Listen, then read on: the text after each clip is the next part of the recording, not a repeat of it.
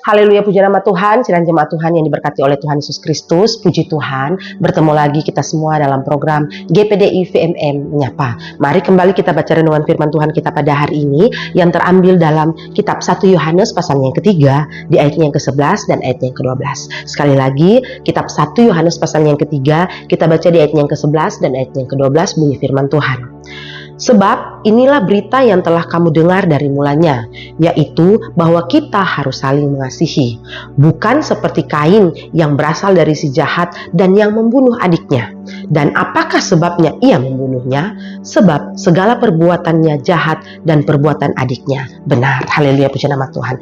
Saudara yang diberkati oleh Tuhan Yesus Kristus, berbicara tentang kisah Kain dan Habel, saya percaya kita bersama-sama sudah tahu tentang kisah ini ya saudara-saudara.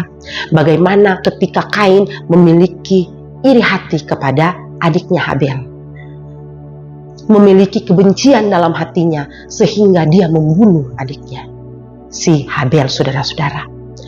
Cerita ini sangat populer dan boleh kita mau belajar saat ini, saudara-saudara. Kenapa di sini dikatakan di ayat yang ke-12, bukan seperti Kain yang berasal dari si jahat. Dikatakan berasal dari si jahat, saudara-saudara. Karena apa? Karena membunuh adiknya, karena ada kebencian, saudara-saudara, di dalam hidupnya. Itu datangnya dari si jahat.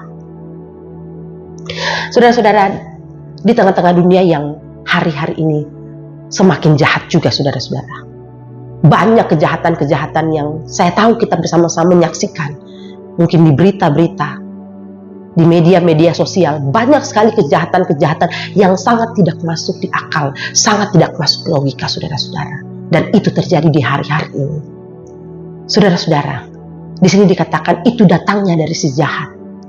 Iblis saat ini sedang gencar mencari mangsa untuk dapat apa? Untuk dapat dia bawa bersama-sama dengan dia, saudara-saudara. Mencari teman, saudara-saudara, si kuasa kegelapan ini.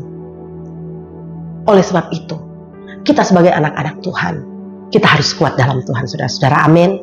Kita sebagai anak-anak Tuhan, mari tingkatkan jam-jam doa kita, hubungan kita dengan Tuhan, saudara-saudara. Tingkatkan itu. Karena apa? Karena di hari-hari ini, iblis ingin agar supaya orang-orang, terlebih kita orang-orang yang percaya, saudara-saudara, mengalami kejatuhan lewat pelanggaran-pelanggaran dosa-dosa yang diperbuatnya, saudara-saudara. Namun saya bersyukur, saya percaya kita sedang jemaat Tuhan yang ada di GPDI Villa Melati Mas, kita semua penuh dengan firman Tuhan. Amin. Ada Roh Kudus yang selalu mengingatkan kita, sehingga kita tidak akan gampang terpengaruh, gampang terombang-ambing, saudara-saudara. Saudara-saudara yang diberkati oleh Tuhan Yesus Kristus, dalam kitab Injil Yohanes pasalnya yang ke-8, saudara-saudara. Injil Yohanes pasalnya yang ke-8. Di sana dengan jelas berkata di ayatnya yang ke-44. Injil Yohanes pasalnya yang ke-8 di ayatnya yang ke-44. Bunyi firman Tuhan, iblislah yang menjadi bapamu dan kamu ingin melakukan keinginan-keinginan bapamu. Ia adalah pembunuh manusia sejak semula dan tidak hidup dalam kebenaran, sebab di dalam dia tidak ada kebenaran. Apabila ia berkata dusta, ia berkata atas kehendaknya sendiri, sebab ia adalah pendusta dan bapa segala dusta. Wah, luar biasa kejahatan yang dilakukan oleh si jahat ini, saudara-saudara. Dikatakan dia adalah bapa segala pendusta. Dia adalah bapamu ketika engkau melakukan hal-hal yang tidak berkenan di hadapan Tuhan, saudara-saudara. Ketika kita melakukan apa yang diinginkan si kuasa kegelapan ini, saudara-saudara, maka dia adalah bapa kita. Dikatakan demikian. Melakukan dosa, pelanggaran-pelanggaran, iri hati, iri dengki, kebencian, dusta, dan lain sebagainya, saudara-saudara. Di sini dikatakan itu adalah keinginan-keinginan dari si iblis, saudara-saudara. Lalu apa yang kita harus lakukan? Apa yang kita harus perbuat, saudara-saudara, untuk menangkal semuanya ini? Ya, mari tingkatkan lagi doa-doa kita, saudara. Amin. Di gereja ada POP, doa POP Senin dan Sabtu. Tingkatkan doa kita, saudara-saudara, supaya itu semua boleh dikikis. Segala hal-hal yang tidak berkenan di hadapan Tuhan itu, saudara-saudara, kikis semuanya sehingga boleh hilang. Ada relasi-relasi juga, saudara-saudara. Ibadah-ibadah kita, ibadah raya 1 dan 2 dan lain sebagainya.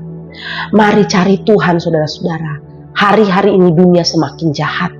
Dan kalau kita tidak kuat kalau kita tidak mempertahankan firman Tuhan dan Roh Kudus itu dalam kehidupan kita, kita akan mudah terbawa arus, terombang-ambing, saudara-saudara. Dan si kuasa kegelapan ini tidak pernah berhenti, ya saudara-saudara. Si kuasa kegelapan ini tidak pernah menyerah untuk mempengaruhi umat-umat Tuhan. Saya percaya sidang jemaat Tuhan yang ada tetap terus mencari Tuhan, amin. Tetap terus berhubungan dekat dengan Tuhan, amin. Saudara-saudara, dalam kitab 1 Yohanes tadi pasal 3 di ayatnya yang ke-15, di ayatnya yang ke-15 dikatakan firman Tuhan, setiap orang yang membenci saudaranya adalah seorang pembunuh manusia. Dan kamu tahu bahwa tidak ada seorang pembunuh yang tetap memiliki hidup yang kekal di dalam dirinya. Dikatakan seorang yang sudah hanya memiliki kebencian saja dikatakan sudah membunuh, saudara-saudara. Sudah membunuh. Oleh sebab itu, mari jadikan kasih sebagai yang terutama. Jadikan kasih itu di atas segalanya, saudara-saudara. Kasih menutupi segala dosa, firman Tuhan berkata demikian. Kasih, saudara-saudara, menjadikan kita baru, saudara-saudara. Di sini sekali lagi saya baca perikopnya. Kasih terhadap saudara sebagai tanda hidup baru. Kasih dan kasih itu, saudara-saudara, yang harus kita jadikan sebagai landasan kepada kita untuk kita tidak memiliki iri hati, untuk kita tidak memiliki kebencian, sehingga kita timbul seperti emas, melakukan hal-hal yang berkenan kepada Tuhan, dan kita boleh senantiasa hidup sesuai dengan apa yang difirmankan oleh Tuhan. Amin. Puji nama Tuhan. Saya percaya dengan firman Tuhan saat ini boleh menguatkan kita, memberikan kekuatan baru bagi kita untuk tetap terus mencari Tuhan. Haleluya. Mari kita berdoa. Terima kasih ya Tuhan buat firman-Mu yang kembali datangnya Tuhan mengingatkan kami, biar kami tetap terus dekat dan tetap terus mengandalkan Engkau, sehingga kami boleh bertahan di tengah-tengah dunia yang jahat ini. Membahas seluruh sidang jemaat Tuhan GPDI Villa Melati Mas dimanapun berada.